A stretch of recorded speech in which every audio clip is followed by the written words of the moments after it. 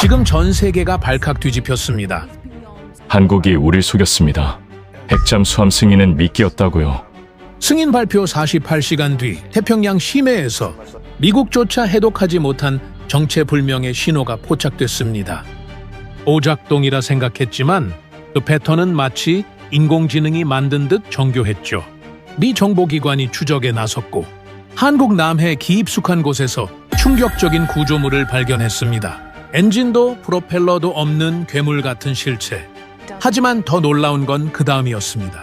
한국이 진짜 준비하고 있던 건 잠수함이 아닌 전혀 다른 차원의 무기 체계였던 겁니다. 대체 한국은 무슨 일을 벌이고 있는 걸까요? 지금 그 믿기 힘든 진실이 공개됩니다. 궁금하시다면 구독과 좋아요로 함께 확인해 주시기 바랍니다. 새벽 3시 42분 서태평양 사령부 수중음향 감시실에 비상벨이 울렸습니다. 22년간 단 한 번도 들어본 적 없는 소리였죠. 심해 800m.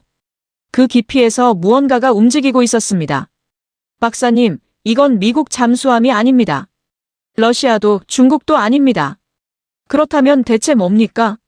바로 그때 CNN 속보가 터졌습니다. 한국 승인 직후 비밀리 핵잠 시운전 강행. 저는 차가운 확신에 사로잡혔습니다. 한국이 우리를 속였다고. 제 이름은 로버트 앨리스입니다. 스탠퍼드 선임연구원이자 미 해군 병참 분석실에서 22년을 보낸 사람이죠. 제게 전쟁이란 보급이고 보급이란 숫자였습니다.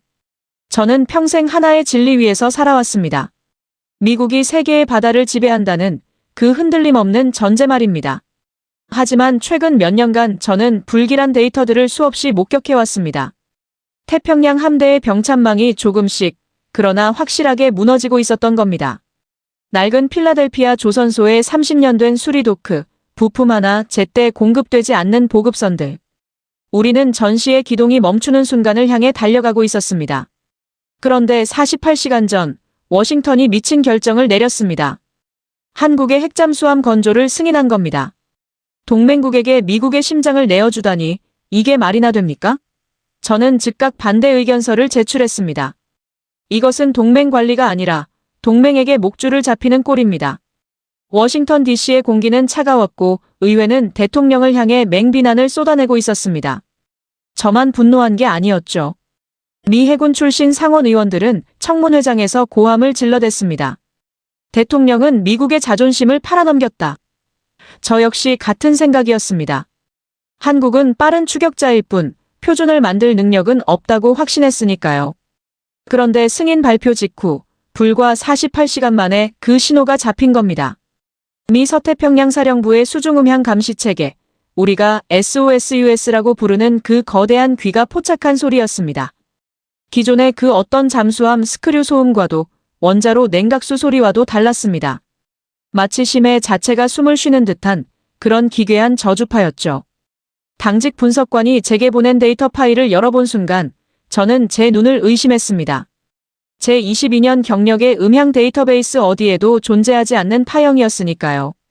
불가능한 일이었습니다. 어떻게 48시간 만에 시운전이 가능하단 말입니까?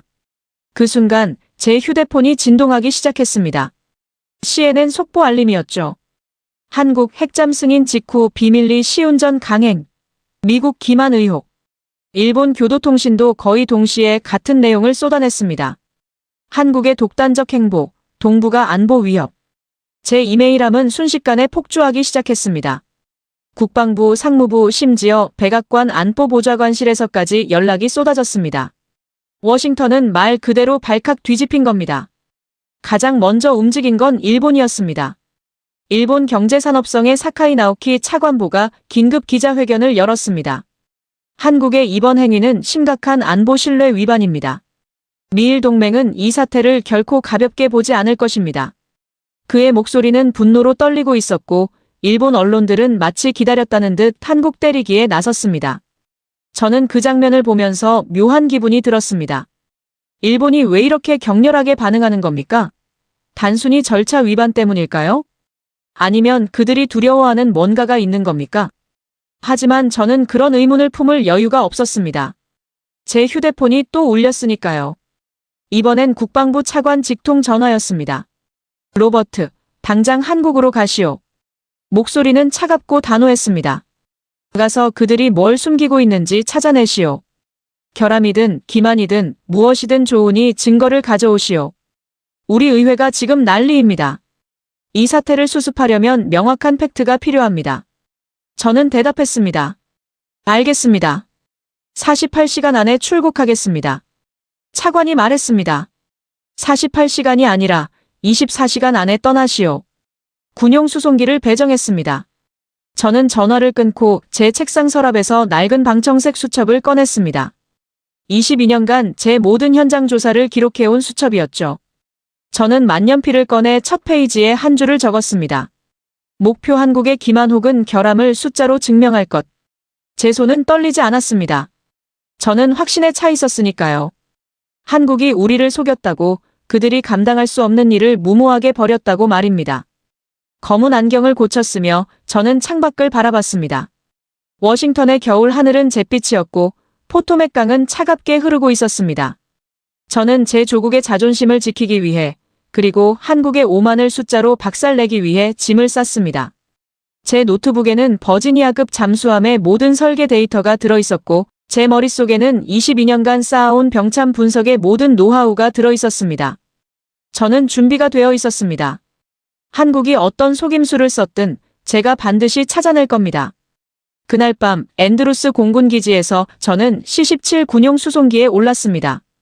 엔진 소리가 귀를 찢었지만 저는 개의치 않았습니다. 저는 이어폰을 끼고 한국 조선소에 대한 모든 자료를 다시 검토했습니다. 한화오션, 현대중공업. 이름만 들어도 익숙한 기업들이었습니다. 하지만 저는 그들을 믿지 않았습니다. 빠르게 배를 만드는 건 인정합니다. 하지만 핵잠수함은 다릅니다. 이건 속도가 아니라 정밀함의 영역이고 수십 년간 축적된 노하우의 영역이니까요. 한국이 과연 그걸 가지고 있을까요? 비행기가 태평양 상공을 날아가는 동안 저는 잠들지 못했습니다. 제 머릿속에는 그 불길한 신호의 파형이 계속 떠올랐습니다. 심해 800m에서 들려온 그 정체불명의 숨소리 말입니다. 저는 혼잣말로 중얼거렸습니다. 48시간 만에 시운전이라니. 이건 분명 뭔가 잘못된 거야. 결함이 있거나 아니면 애초에 거짓말이거나. 저는 제 확증 편향이 고개를 드는 걸 느꼈지만 그걸 밀어내지 않았습니다. 오히려 저는 그 분노를 연료 삼아 한국 땅에 발을 디딜 준비를 했습니다. 동이 트기 시작했습니다. 비행기 창밖으로 태평양의 푸른 바다가 펼쳐졌습니다. 저 깊은 바다 어딘가에서 한국이 만든 잠수함이 움직이고 있을 겁니다. 저는 그걸 찾아낼 겁니다. 그리고 제 조국 앞에서 저 신호가 한국의 오만이 빚어낸 결함이었음을 증명해낼 겁니다. 한국 땅에 발을 디딘 건 이른 아침이었습니다. 인천공항에서 거제까지 이동하는 내내 저는 창밖만 노려봤죠. 제 머릿속엔 한 가지 생각뿐이었습니다. 한국 대체 뭘 숨기고 있는 겁니까? 거제 앞바다가 안개에 쌓여 있었어요. 그 안개 속에서 거대한 크레인들이 유령처럼 서 있었고 저는 묘한 불안감을 느꼈습니다. 뭔가 잘못되어 가고 있다는 그런 예감이었죠. 한화오션 거제 조선소. 정문을 통과하는 순간 저는 제 예상이 완전히 빗나갔음을 깨달았습니다. 낡은 공장을 기대했거든요. 하지만 눈앞에 펼쳐진 건 SF 영화 속 거대 도시였습니다.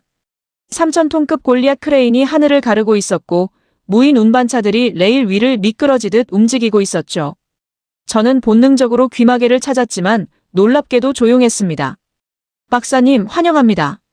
목소리가 등 뒤에서 들렸습니다. 저는 돌아봤죠. 작업복 차림의 남자가 서 있었습니다. 현장 소장 김도윤이었어요. 그의 눈빛은 불편했습니다. 너무 자신만만했거든요. 마치 제가 여기 뭘 하러 왔는지 정확히 아는 듯한 표정이었죠. 박사님, 여긴 헬멧 쓰시면 제 목소리가 소음보다 더 잘 들리실 겁니다. 저는 냉정하게 대답했습니다. 소장님, 저는 관광 온 게 아닙니다. 검증하러 왔어요. 김도윤이 고개를 끄덕였죠. 알고 있습니다. 그래서 준비했습니다. 그는 저를 중앙 관제실로 안내했어요. 거대한 모니터들이 벽을 가득 메우고 있었고 실시간으로 조선소의 모든 작업이 투명하게 보였습니다. 용접 진행률, 블록 이동 경로, AGV 동선. 모든 게 숫자로 떠 있었죠. 김도윤이 말했습니다. 박사님이 보고 싶으신 건 다 여기 있습니다. 숨길 게 없어요. 저는 속으로 비웃었습니다. 숨길 게 없다고요? 그럼 저 신호는 대체 뭐였습니까? 바로 그 순간이었습니다. 관제실 문이 거칠게 열렸어요. 김 소장, 당장 나오시죠. 날카로운 목소리였습니다. 일본 조선업 컨설턴트 다카하시 리카였죠. 그녀는 품질 검증을 이유로 미 상무부 승인을 받아 현장에 왔다고 했습니다. 다카하시는 헬멧도 벗은 채 손에는 고해상도 카메라를 들고 있었습니다. 저는 직감했어요. 뭔가 찾았구나. 김도윤의 얼굴이 굳었습니다. 우리는 밖으로 나갔죠. 다카하시는 한 용접선 앞에 서 있었습니다. 그녀의 손전등 불빛이 강철 표면을 비추고 있었어요. 김 소장, 이게 뭡니까? 그녀의 목소리는 승리감으로 떨리고 있었죠. 이 비드폭, 명백한 불균일입니다. 여기, 그리고 여기. 미 해군 MILSTD 규격을 완전히 벗어났어요. 이게 당신들이 말하는 완벽한 표준입니까? 그녀는 카메라로 사진을 찍기 시작했습니다. 플래시가 터질 때마다 저는 묘한 안도감을 느꼈어요. 역시 결함이 있었군. 48시간 만에 시운전이라니 말도 안 되는 거였어. 주변에 작업자들이 모여들기 시작했습니다. 수군거림이 퍼져나갔죠. 김도윤의 표정은 차가웠지만 저는 그의 눈에서 당황함을 봤습니다. 아니, 본 것 같았어요. 다카하시가 덧붙였습니다. 이 사진 즉시 미 상무부에 보고하겠습니다. 품질 검증 불합격이에요. 저는 제 수첩을 꺼냈죠. 드디어 적을 게 생겼으니까요. 용접부 결함 17B 블록. 그때였습니다. 김도윤이 움직였어요. 그는 화를 내지 않았습니다. 변명도 하지 않았죠. 대신 그는 허리춤에서 태블릿 PC를 천천히 꺼냈습니다. 그리고 차갑게, 아주 차갑게 말했어요. 다카하시 상, 그 용접선은 17B 블록 3번 라인입니다. 자동 용접 로봇 HH1이 3시간 전에 작업했죠. 확인해 보시겠습니까? 화면을 터치하자 갑자기 거대한 홀로그램처럼 데이터가 공중에 떠올랐습니다. 3D 스캔 이미지, 비파괴 검사 결과, 용접 당시의 온도 27.3도, 습도 52%, 전류값 187A, 로봇 팔의 각도 23.7도. 모든 것이 0.01초 단위로 기록되어 있었어요. 김도윤이 화면을 확대했습니다. 오차율 0.009%입니다. 미 해군 기준 0.1%의 10분의 1 수준이죠. 그가 다카하시를 똑바로 쳐다봤어요. 상, 눈으로 보지 마십시오. 데이터로 보십시오. 여긴 감으로 배 만드는 곳이 아니거든요. 다카하시의 얼굴이 새하얗게 변했습니다. 그녀는 뭔가 반박하려 했지만 모니터에 떠있는 압도적인 숫자들 앞에서 말문이 막혔죠. 주변의 작업자들이 웅성거렸습니다. 누군가 작게 웃었어요. 저는 충격을 받았습니다. 이건 변명이 아니었죠. 이건 학살이었습니다. 데이터라는 이름에 완벽한 학살이었으니까요. 하지만 다카하시는 쉽게 물러서지 않았습니다. 그녀는 카메라를 들어올리며 소리쳤어요. 로봇 데이터를 믿으라고요? 조작할 수 있지 않습니까? 그 순간 공기가 얼어붙었습니다. 조작이라는 단어는 폭탄이었거든요. 김도윤의 얼굴에 처음으로 분노가 스쳤어요. 그가 한 걸음 앞으로 나섰습니다. 조작이라고 하셨습니까? 그의 목소리는 낮았지만 주변 전체를 압도했죠. 좋습니다. 지금 당장 여기서 이 용접부를 절단하겠습니다. 주변이 술렁였습니다. 절단이라니요? 그건 블록 전체를 망가뜨리는 겁니다. 수억 원짜리 부품을 폐기하겠다는 말이었죠. 저는 중얼거렸어요. 미쳤습니까? 그럼 납기가. 김도윤이 저를 돌아봤습니다. 박사님, 납기보다 중요한 게 있습니다. 신뢰거든요. 그는 무전기를 들었어요. 17B 블록, 지금 즉시 절단 준비. 미국과 일본 검사관 입회하에 공개 비파괴 검사 실시한다. 10분 후 현장은 아수라장이 됐습니다. 거대한 절단기가 들어왔고 수십 명의 엔지니어들이 몰려들었죠. 다카하시는 이미 위성 전화로 도쿄에 보고하고 있었고 저 역시 워싱턴에 긴급 문자를 보냈습니다. 현장 공개 검증 중. 상황 심각. 절단이 시작됐어요. 불꽃이 튀었고 강철이 비명을 질렀습니다. 그리고 마침내 용접부 단면이 드러났죠. 즉시 엑스레이 검사기가 투입됐습니다. 모니터의 단면 이미지가 떠올랐어요. 완벽했습니다. 기공 없음, 슬래그 없음, 균열 없음, 침투 깊이 100% 균일. 다카하시가 비틀거렸죠. 저는 할 말을 잃었습니다. 김도윤이 조용히 말했어요. 다카하시 상, 이게 우리의 표준입니다. 우리는 한 번 배운 실수는 표준에 못 박아요. 그래서 같은 실수를 반복하지 않는 겁니다. 다카하시가 돌아섰습니다. 그녀의 뒷모습은 패배 그 자체였죠. 제 머릿속은 혼란스러웠습니다. 이게 어떻게 가능하지? 48시간 만에 시운전하고도 이런 품질이 나온단 말입니까? 김도윤이 제게 다가왔어요. 박사님, 질문 있으십니까? 저는 마른 침을 삼켰습니다. 소장님, 48시간이 어떻게 가능했습니까? 김도윤이 쓴웃음을 지었죠. 박사님, 48시간이 아닙니다. 우리는 5년을 준비했거든요. 미국의 승인을 기다리는 동안 우리는 잠들지 않았어요. 순간 저는 모든 것을 깨달았습니다. 우리가 한국을 의심하는 동안 한국은 준비하고 있었던 거죠. 우리가 정치 게임을 하는 동안 그들은 기술을 완성하고 있었던 겁니다. 3일 뒤 저는 거제를 떠나 울산으로 향했죠. 조선소가 그릇이라면 원자로는 심장이니까요. 현대중공업 해양원자력 추진체계 연구동. 이름부터가 위압적이었습니다. 하지만 저는 이미 거제에서 한 번 당했거든요. 이번엔 절대 놀라지 않겠다고 그렇게 다짐하며 연구동에 들어섰습니다. 방진복을 입고 클린룸에 들어서는 순간 저는 또다시 제 다짐이 무너지는 걸 느꼈어요. 이곳은 연구실이 아니었습니다. 거대한 성당 같았죠. 천장은 10m가 넘었고 한가운데에는 실물 크기의 원자로 모형이 서 있었습니다. 주변을 수십 대의 모니터가 둘러싸고 있었고 각 화면마다 복잡한 열수력 곡선들이 실시간으로 춤을 추고 있었어요. 로버트 앨리스 박사님이시죠? 차가운 목소리였습니다. 고개를 돌리니 한 여성이 서 있었습니다. 흰색 연구복 차림이었지만 그 눈빛은 제 22년 경력보다 더 차가웠죠. 저는 박서진입니다. 원자로 추진체계 책임연구원이에요. 그녀는 악수 대신 두툼한 파일 하나를 제게 내밀었습니다. 우리가 만든 원자로의 모든 데이터입니다. 저는 파일을 받아들었습니다. 수백 페이지였어요. 열수력 해석, 소음 곡선, 진동 데이터. 모든 게 빼곡하게 적혀 있었죠. 박서진이 말했습니다. 박사님, 감정 대신 데이터로 보시죠. 우리가 개발한 건 단순한 원자로가 아니거든요. 적의 소나에게서 하루를 더 빼앗는 정숙성입니다. 저는 파일을 펼쳐들었습니다. 첫 페이지에 나온 그래프를 보는 순간 제 손이 멈췄어요. 이게 뭡니까?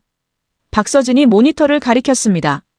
박사님이 가져오신 버지니아급 데이터와 비교해 보시겠습니까? 저는 고개를 끄덕였죠.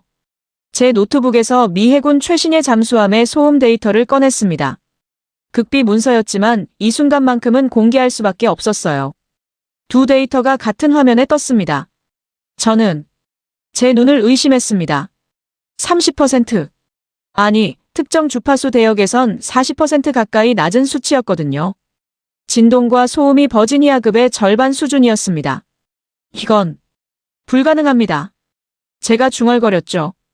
박서진이 차갑게 대답했어요. 불가능하지 않습니다. 박사님 두 눈으로 확인하고 있지 않습니까? 저는 데이터를 다시 확인했습니다. 조작이 아니었어요. 시뮬레이션도 아니었죠. 실제 해상 테스트 결과였습니다. 어떻게 이런 게 가능합니까? 박서진이 원자로 모형 앞으로 걸어갔습니다. 박사님, 미국은 크기로 이겼죠. 우리는 정숙함으로 이기는 겁니다. 바다에서 조용하다는 건 하루를 더 산다는 뜻이거든요. 그녀가 냉각 시스템 단면도를 띄웠어요. 미국 원자로는 자연순환 방식입니다. 하지만 우리는 이중 차폐 강제 순환 시스템을 개발했어요. 냉각수 흐름 자체가 소음원이 되지 않도록 설계했죠. 저는 그래프를 뚫어지게 봤습니다. 이건 게임 체인저였어요. 잠수함이 아니었습니다. 이건 바다의 유령을 만드는 설계도였죠. 바로 그때였습니다. 연구동의 비상벨이 울렸어요. 박서진의 비서가 급하게 들어왔습니다. 박사님, 워싱턴에서 긴급 외교 전문이 왔습니다. 저는 제 휴대폰을 확인했죠. 국무부에서 온 메시지였습니다. 일본 경제산업성의 사카이 나오키가 미 국무부 장관을 직접 만났다는 내용이었어요. NPT 위반 가능성 제기. 한국 핵잠 기술 이전, 핵 확산 금지 조약 정면 위배. 즉각 기술 검증 중단 요구. 저는 마른 침을 삼켰습니다. 이건 단순한 트집이 아니었어요. NPT는 핵무기 확산을 막는 국제 조약이었죠. 일본이 이 카드를 꺼낸 건 한국의 기술력이 아니라 한국의 자격 자체를 공격하겠다는 뜻이었습니다. 제 휴대폰이 또 울렸어요. 국방부 차관이었습니다. 로버트, 당장 모든 검증을 중단하시오. 워싱턴이 발칵 뒤집혔소. 일본이 유엔 안보리까지 들먹이고 있소. 저는 박서진을 봤습니다. 그녀의 표정은 놀랍게도 평온했어요. 오히려 비웃는 듯한 표정이었죠. 예상했습니다. 그녀가 조용히 말했어요. 사카이가 이렇게 나올 줄 알았죠. 기술로 못 이기니까 정치로 오는 겁니다. 하지만 박사님, 제가 말했습니다. NPT는 농담이 아닙니다. 유엔이 개입하면. 박서진이 저를 똑바로 쳐다봤어요. 박사님, 물어볼게요. 우리 원자로가 핵무기 제조에 쓰일 수 있습니까? 저는 대답할 수 없었습니다. 기술적으론 아니었거든요. 잠수함용 원자로와 무기급 농축은 완전히 다른 영역이었죠. 박서진이 냉각수 순환 그래프를 다시 가리켰습니다. 박사님, 정치가 흔들어도 물리법칙은 흔들리지 않아요. 이 곡선이 우리가 바다에서 조용해지는 방법입니다. 사카이가 유엔을 끌어들이든 백악관을 끌어들이든 이 데이터는 변하지 않죠. 그녀의 눈빛에서 저는 과학자가 아닌 과학으로 조국을 지키는 전사를 봤습니다. 제 휴대폰이 멈추지 않고 울렸어요. 워싱턴, 도쿄, 심지어 브뤼셀에서까지 연락이 쏟아졌습니다. 기술 검증 즉각 중단, 한국 핵잠 프로젝트 전면 재검토, NPT 위반 여부 국제조사 필요. 정치권이 들끓고 있었죠. 하지만 저는 눈앞의 데이터에서 눈을 뗄 수가 없었습니다. 박서진이 말했어요. 박사님, 선택하셔야 합니다. 정치를 따를 겁니까? 아니면 데이터를 따를 겁니까? 저는 대답할 수 없었습니다. 22년간 저는 숫자를 믿어왔거든요. 하지만 지금 제 조국이 저에게 숫자를 버리라고 요구하고 있었습니다. 연구동 밖에서 소란이 들렸어요. 일본 측 검증단이 도착한 겁니다. 사카이의 오른팔인 기술고문 이시다가 들어왔죠. 박서진 박사, 즉각 모든 데이터를 봉인하시오. NPT 위반 조사가 끝날 때까지. 박서진이 웃었습니다. 차갑게, 아주 차갑게요. 이시다 상, 조사하고 싶으시면 하세요. 우리 데이터는 투명하니까요. 하지만 명심하세요. 정치는 과학을 멈출 수 없습니다. 이시다의 얼굴이 붉어졌습니다. 무슨 오만한. 그때 박서진이 그를 가로막았어요. 오만이 아닙니다. 자신감이죠. 박사님. 그녀가 저를 돌아봤습니다. 로버트 앨리스 박사님, 선택하세요. 워싱턴의 명령을 따를 겁니까? 아니면 진실을 따를 겁니까? 저는 그 자리에서 결심했습니다. 이시다 상, 저는 검증을 계속하겠습니다. 워싱턴에 보고할 내용이 있거든요. 한국의 기술이 NPT를 위반한 게 아니라 우리의 상상을 위반했다고 말입니다. 울산에서 거제로 돌아온 건 다음 날 새벽이었습니다. 저는 한숨도 자지 못했어요. 박서진의 데이터가 머릿속을 떠나지 않았거든요. 하지만 거제 조선소에 도착하자마자 저는 더 큰 악몽과 마주했습니다. CNN 속보가 전 세계에 터진 거죠. 한국 핵잠, 치명적 결함 가능성, 용접 균열 사진 입수. 화면에는 선명한 사진이 떠 있었습니다.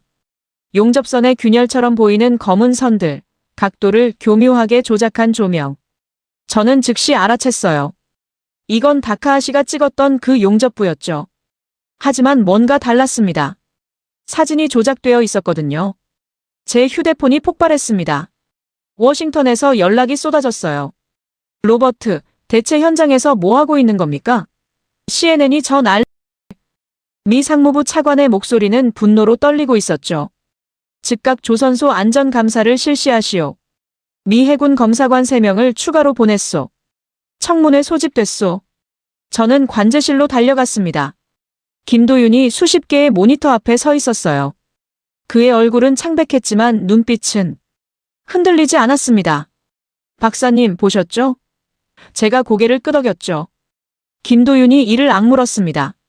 저 사진 조작입니다. 각도를 비틀고 조명을 과다 노출시켰어요. 실제 균열이 아니에요. 하지만 소장님, 저는 말했습니다. CNN이 보도했습니다. 워싱턴이 믿지 않아요. 청문회가 소집됐어요. 미 해군 검사관들이 오고 있습니다. 김도윤이 창밖을 봤어요. 조선소 정문 앞에 이미 수십 대의 취재 차량이 몰려들고 있었죠. 일본 언론, 미국 언론, 심지어 유럽 언론까지 모두가 한국의 실패를 보도하려고 달려온 겁니다. 그때 관제실 문이 열렸어요. 미 해군 검사관 3명이 들어왔습니다. 그 뒤로 다카하시와 이시다도 따라 들어왔죠. 검사관 대표가 말했습니다. 김도윤 소장, 즉각 모든 라인을 중단하시오. 안전감사가 끝날 때까지. 라인 중단이라니요? 그건 납기 포기를 의미했습니다. 3억 달러 프로젝트의 종말이었죠. 하지만 김도윤은 고개를 저었어요. 라인을 멈추지 않겠습니다. 검사관이 소리쳤습니다. 뭐라고요? 지금 명령을 거부하는 겁니까? 김도윤이 천천히 마이크를 잡았습니다. 조선소 전체에 그의 목소리가 울려 퍼졌어요. 전 직원에게 고합니다. 라인을 멈추지 않습니다. 대신 블록 17호를 미국과 일본 검사관들 앞에서 직접 공개 검증하겠습니다. 순간 현장이 술렁였습니다. 블록 17호요? 그건 이미 조립이 끝난 핵심 구조물이었거든요. 검증하려면 절단해야 했습니다. 저는 중얼거렸죠. 미쳤습니까? 또 절단하시겠다는 겁니까? 김도윤이 저를 돌아봤습니다. 박사님, 변명은 약자의 무기예요. 우리는 증명으로 말하겠습니다. 30분 후 조선소 야외 광장에 모든 카메라가 집결했습니다. CNN, BBC, NHK. 전 세계가 지켜보는 가운데 거대한 블록 17호가 크레인에 실려왔어요. 김도윤이 마이크를 잡았습니다. 신사숙녀 여러분, 지금부터 다카하시 상위 문제 삼은 용접부를 공개 절단하겠습니다. 어떤 조작도 어떤 편집도 없이 여러분 눈앞에서요. 다카하시의 얼굴이 하얗게 질렸어요. 그녀는 이시다에게 뭔가 속삭였지만 이미 늦었습니다. 수백 개의 카메라가 현장을 향하고 있었거든요. 김도윤이 신호를 보냈습니다. 거대한 플라즈마 절단기가 작동했어요. 불꽃이 튀었고 강철이 비명을 질렀죠. 5분 후 용접부 단면이 드러났습니다. 김도윤이 엑스레이 검사기를 직접 들고 왔어요. 실시간으로 보시죠. 대형 스크린의 단면 이미지가 떴습니다. 완벽했어요. 기공 없음, 슬래그 없음, 균열 없음, 침투 깊이 100% 균일. 다카하시가 유포한 사진과는 완전히 달랐죠. 김도윤이 다카하시를 똑바로 쳐다봤습니다. 다카하시 상, 이게 조작입니까? 침묵이 흘렀어요. 다카하시는 대답하지 못했습니다. 대신 이시다가 끼어들었죠. 각도 문제일 수 있어. 한 부분만 검증해서. 김도윤이 그를 가로막았습니다. 좋습니다. 17개 용접부 전부 검증하시죠. 지금 여기서요. 다음 2시간은 지옥이었습니다. 김도윤은 17개 용접부를 모두 하나도 빠짐없이 절단하고 검증했어요. 매번 결과는 같았습니다. 완벽, 완벽, 완벽. CNN 기자가 중계했죠. 믿을 수 없는 광경입니다. 한국 측이 수억 원 상당의 부품을 스스로 파괴하며 품질을 증명하고 있습니다. 저는 숨이 막혔습니다. 이건 검증이 아니었어요. 이건 자해였습니다. 하지만 가장 정직한 자해였죠. 변명 대신 증명을, 말 대신 데이터를 보여주는 처절한 방식이었습니다. 마지막 17번째 검증이 끝났을 때 다카하시는 이미 자리를 떴습니다. 이시다도 말없이 돌아섰어요. 미 해군 검사관이 저에게 다가왔습니다. 박사님, 이건... 그는 말을 잇지 못했죠. 저 역시 할 말이 없었습니다. 그때 한 남자가 제게 다가왔어요. 군복 차림이었습니다. 로버트 앨리스 박사님이시죠? 저는 최민호입니다. 예비역 대령이에요. 그는 제 어깨를 가볍게 두드렸습니다. 박사님, 저들이 공격하는 건 품질이 아니에요. 바로 시간입니다. 저는 그를 쳐다봤어요. 시간이요? 최민호가 고개를 끄덕였습니다. 청문회, 안전감사, 가짜 사진. 이 모든 건 납기를 지연시키려는 수단이죠. 보급에서 시간은 생명이거든요. 적은 현장이 아니라 워싱턴에 있습니다. 저는 모든 것을 깨달았습니다. 다카하시와 사카이의 목표는 처음부터 품질이 아니었어요. 그들은 한국의 기술력이 아니라 한국의 신뢰를 공격한 겁니다. 신뢰가 무너지면 시간이 지연되고, 시간이 지연되면 납기를 못 맞추고, 납기를 못 맞추면 프로젝트가 폐기되는 거죠. 김도윤이 제게 다가왔습니다. 그의 얼굴은 지쳐 있었지만 눈빛만은 살아 있었어요.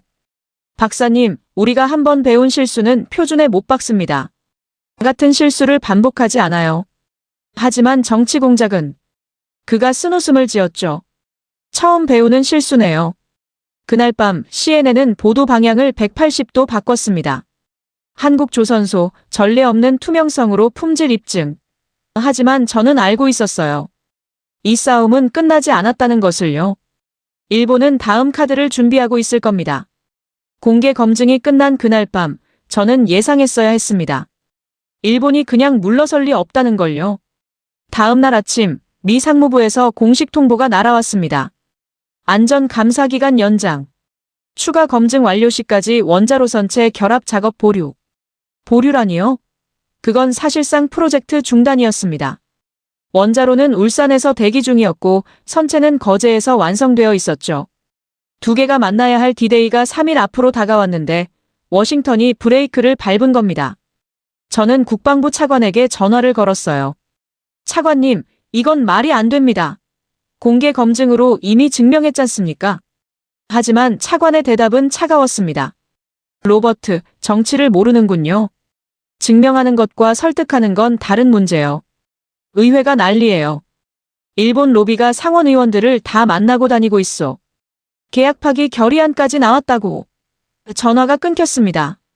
저는 무력감을 느꼈어요. 데이터로 증명해도 현장으로 보여줘도 정치는 변하지 않는다는 사실이에요. 김도윤을 찾아갔을 때 그는 관제실에서 수십 명의 엔지니어들과 회의 중이었습니다. 모두의 얼굴이 창백했어요. 3일 지연. 그건 단순한 숫자가 아니었죠. 납기를 못 맞추면 위약금이 발생하고, 위약금이 발생하면 신뢰가 무너지고, 신뢰가 무너지면 한국 조선업 전체가 타격을 입는 겁니다. 소장님, 제가 조심스럽게 말했어요. 워싱턴이 3일 연장을 통보했습니다. 원자로 결합 작업을 보류하라고. 김도윤의 얼굴이 굳었습니다. 주변의 엔지니어들이 웅성거렸죠. 한 젊은 엔지니어가 소리쳤어요. 3일요? 그럼 끝장입니다. 납기를 못 맞춰요. 하지만 김도윤은 웃었습니다. 지쳐 보였지만 포기하지 않은 미소였어요. 3일이라고 했습니까? 그가 중얼거렸죠. 3일이 아니라 72시간입니다. 72시간은 4320분이에요. 4320분을 어떻게 쓰느냐가 문제죠. 그는 메인 스크린을 켰습니다. 조선소 전체의 디지털 트윈 시뮬레이션이 떠올랐어요. 수천 개의 AGV 동선, 수십 대의 크레인 작동 경로, 수백 개의 작업 공정들이 3D로 펼쳐졌습니다. 김도윤이 엔지니어들을 돌아봤어요. 지금부터 72시간 동안 잠을 자지 않습니다. 대신 이 시뮬레이션을 0.1초 단위로 재설계해요. 모든 동선을 다시 짜고 모든 공정을 재배치합니다. 불가능을 가능으로 만드는 거죠. 한 베테랑 엔지니어가 말했습니다. 소장님, 하지만 워싱턴이 작업 보류를 명령했잖습니까? 김도윤이 고개를 저었어요. 원자로 결합 작업은 보류합니다. 하지만 준비 작업은 보류하라는 명령이 없었어요. 우리는 72시간 동안 완벽하게 준비할 겁니다. 그래서 명령이 떨어지는 순간 12시간 만에 모든 걸 끝낼 거예요. 12시간이요? 저는 중얼거렸습니다. 미친 소리입니다. 원자로 결합은 최소 48시간 걸리는 작업이에요. 김도윤이 저를 돌아봤어요. 박사님, 미국식으로는 48시간이죠. 하지만 우리식으로는 해보지 않고는 모릅니다. 그날부터 지옥이 시작됐습니다. 저는 관제실에서 72시간을 함께 보냈어요. 김도윤과 엔지니어들은 정말로 잠을 자지 않았습니다. 그들은 커피와 에너지 드링크로 버티면서 수만 개의 데이터 포인트를 하나하나 재조정했죠. AGV 17번, 경로 2.3초 단축 가능, 크레인 비사.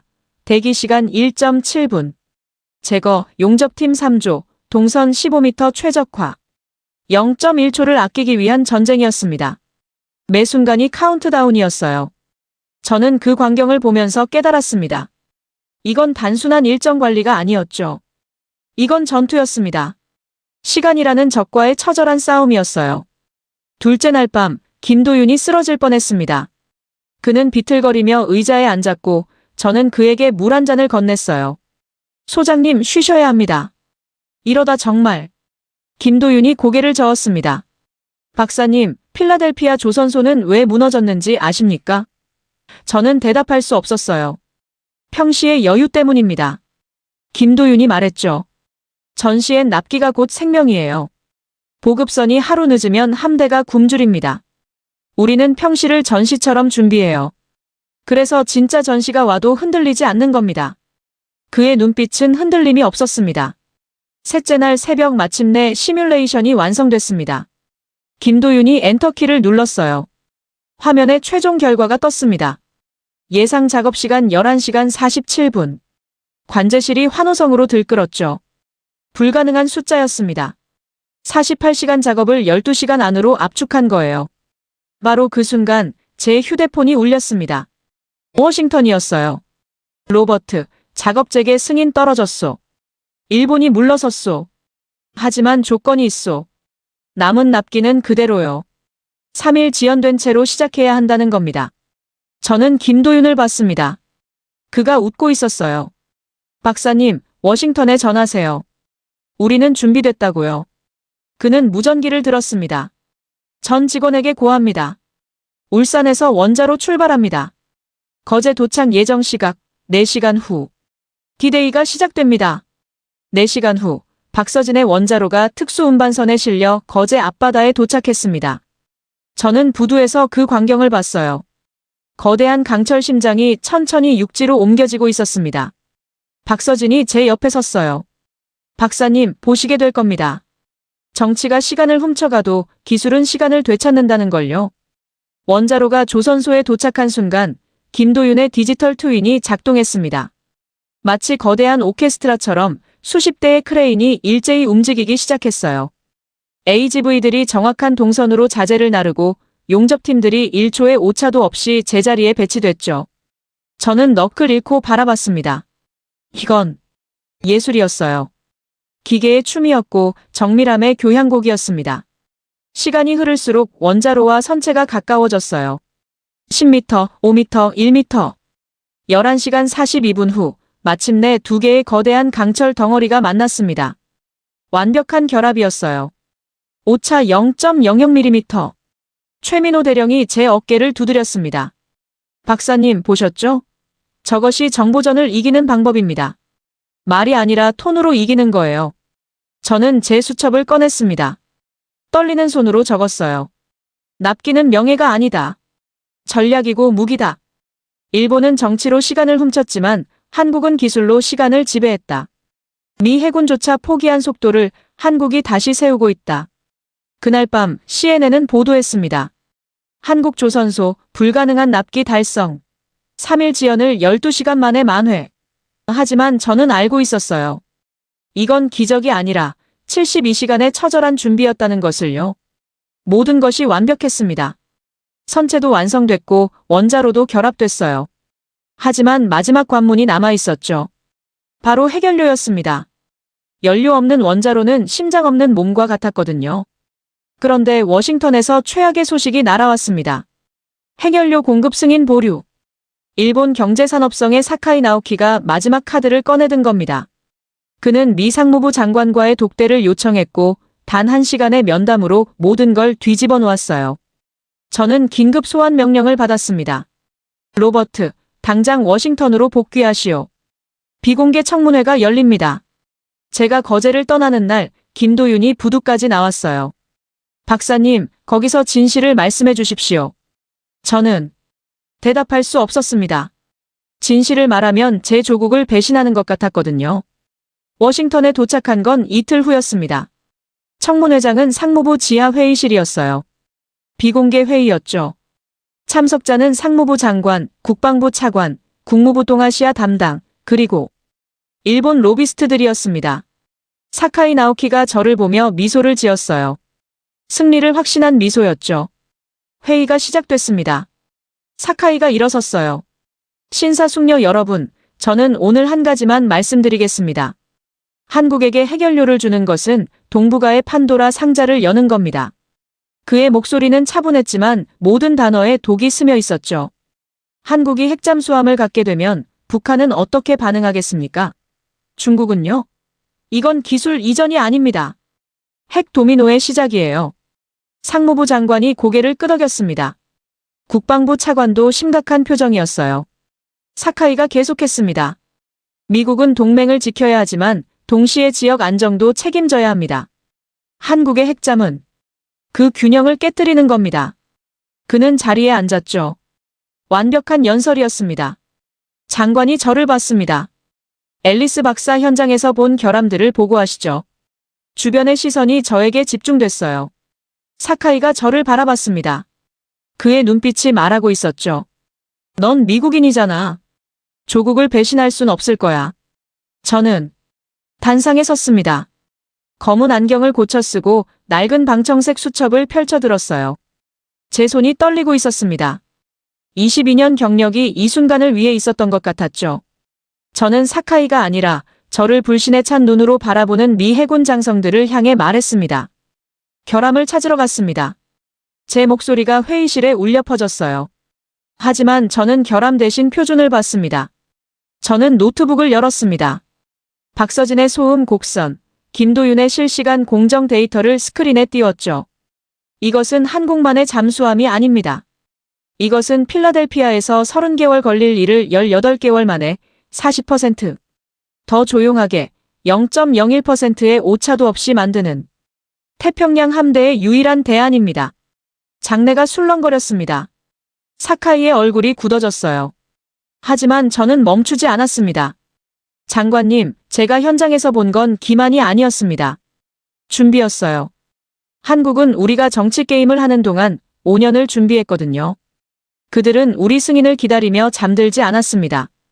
저는 최민호 대령의 말을 떠올렸습니다.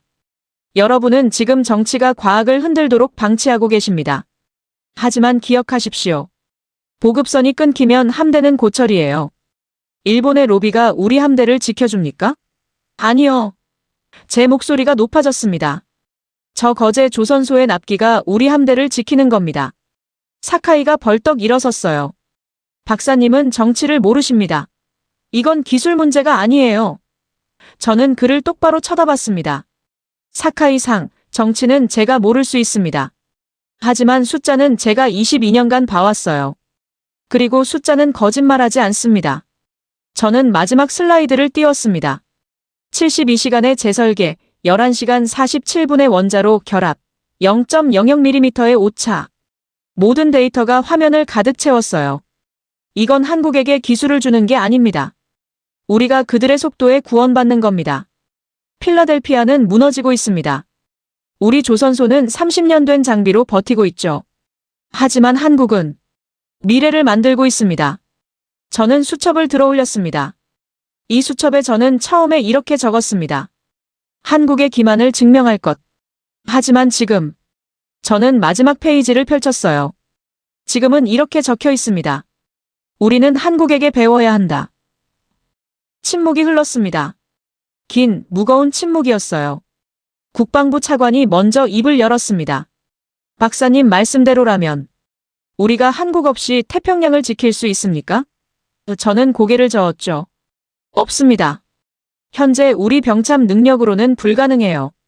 한국의 속도가 필요합니다. 사카이가 마지막으로 반격했습니다.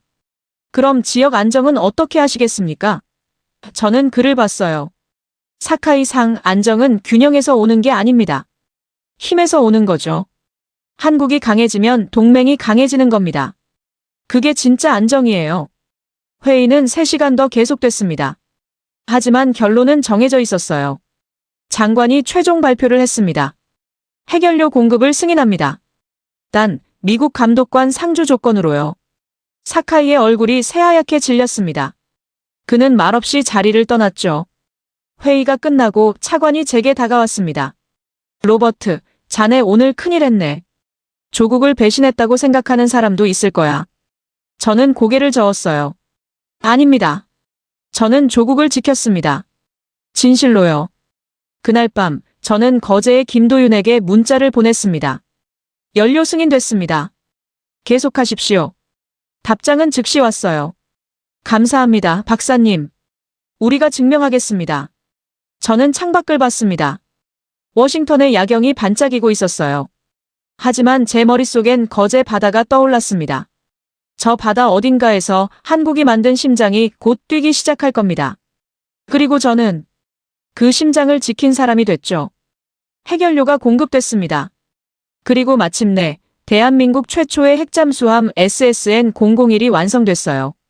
이름은 이순신함이었죠. 실전 항해 테스트를 위해 태평양 심해로 내려간다는 소식을 들었을 때 저는 즉시 참관을 신청했습니다. 워싱턴은 허락했어요. 단 조건이 있었죠. 미 해군 최신의 공격 잠수함 USS 샤이엔함에 동승해서 감시하라는 거였습니다. USS 샤이엔함에 오른 건 일주일 후였습니다. 함장 제임스 핸더슨은 30년 경력의 베테랑이었어요. 그는 저를 보자마자 냉소적으로 말했죠. 박사님, 한국 잠수함 보러 오셨다고요? 구경은 시켜드리죠. 하지만 우리 손아에 다 잡힐 겁니다. 저는 조용히 대답했습니다. 함장님, 한국을 과소평가하지 마십시오. 저는 현장에서 봤거든요. 하지만 함장은 웃기만 했어요. 작전실로 들어서자 거대한 소나 모니터가 벽을 가득 메우고 있었습니다. 수십 명의 승무원들이 화면을 주시하고 있었죠. 작전 참모가 말했어요. 박사님, 한국 잠수함이 지금 심해 500m까지 내려가고 있습니다. 우리 소나에 선명하게 잡히고 있어요. 모니터에 초록색 점이 떠 있었습니다. 이순신함이었죠. 깜빡이는 신호가 조금씩 아래로 내려가고 있었어요. 600m, 700m, 그리고 800m. 작전 참모가 중얼거렸습니다. 깊이 800m. 우리랑 같은 수준이네요. 바로 그때였습니다. 소나 모니터에서 갑자기 낯익은 신호가 나타난 거예요. 낮고 기괴한 저주파. 심해가 숨을 쉬는 듯한 그 소리였죠. 워싱턴을 발칵 뒤집었던 바로 그 정체불명의 신호였습니다. 승무원들이 술렁거렸어요. 또 나타났습니다. 저 이상한 신호가. 저는 가슴이 두근거렸습니다. 드디어 정체가 밝혀지는군. 박서진과 김도윤이 자신만만했던 이유를 알게 되는 순간이었죠. 하지만 그 순간 더 놀라운 일이 벌어졌습니다. 소나 화면에서 이순신함의 신호가 완전히 사라진 거예요. 초록색 점이 순식간에 꺼져버렸죠. 함장님, 한국 잠수함 소나에서 완전히 소실됐습니다. 소나 담당관이 다급하게 외쳤습니다. 함장이 뛰어왔어요. 뭐라고? 전 주파수 스캔해. 승무원들이 모든 채널을 확인하기 시작했죠. 하지만 아무것도 잡히지 않았습니다. 800m 심해에서 3,000톤짜리 잠수함이 흔적도 없이 사라진 겁니다. 작전실에 비웃음이 번졌어요. 한 젊은 장교가 킥킥거리며 말했습니다. 역시 결함투성이었군요. 저러다 침몰하는 거 아닙니까? 다른 승무원도 거들었죠. 청문회에서 아무리 떠들어봤자 실전에서 이 꼴이네요. 함장도 고개를 저었습니다. 박사님, 역시 조선소 구경과 실전은 다르죠? 하지만 저는 전혀 다른 생각을 하고 있었습니다. 아니다. 김도윤이, 박서진이 그냥 사라질 리 없어. 저들은 뭔가 준비했다. 저는 모니터를 뚫어지게 쳐다봤어요. 박서진의 차가운 눈빛이 떠올랐습니다. 물리 법칙은 흔들리지 않아요. 그녀가 뭔가 숨겨뒀다는 확신이 들었죠. 그런데 바로 그 순간이었습니다. USS 샤이엔의 전술 모니터에 갑자기 한글이 떠오른 거예요. 들리십니까? 대한민국 해군 이순신함. 작전실이 순식간에 얼어붙었습니다. 함장이 벌떡 일어섰어요. 이게 대체 뭡니까? 통신 담당관이 황급히 확인했죠. 함장님, 이건 수중 데이터 통신입니다. 하지만 어떤 주파수로 보낸 건지. 그의 목소리가 떨렸습니다.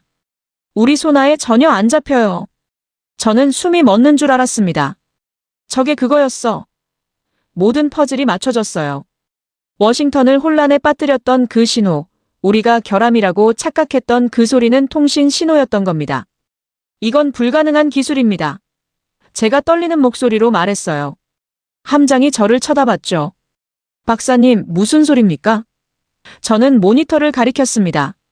함장님, 이건 미 해군이 10년간 연구하다 포기한 기술이에요. 비가청음. 스텔스 통신, 적의 소나에 들키지 않고 아군과 소통하는 수중 네트워크입니다. 작전실이 술렁거렸습니다. 함장의 얼굴이 창백해졌어요. 그럼 저 신호는? 저는 고개를 끄덕였죠. 한국이 개발한 겁니다. 소나에 안 잡히는 주파수로 데이터를 전송하는 기술이에요. 그들은 잠수함을 감춘 게 아니었습니다. 우리가 모르는 차원에서 작동하고 있었던 거죠. 바로 그때 모니터에 다시 메시지가 떠올랐습니다. 수심 800m. 전 시스템 정상. 스텔스 통신 테스트 성공. 박 함장, 이순신함. 함장이 주저앉았어요.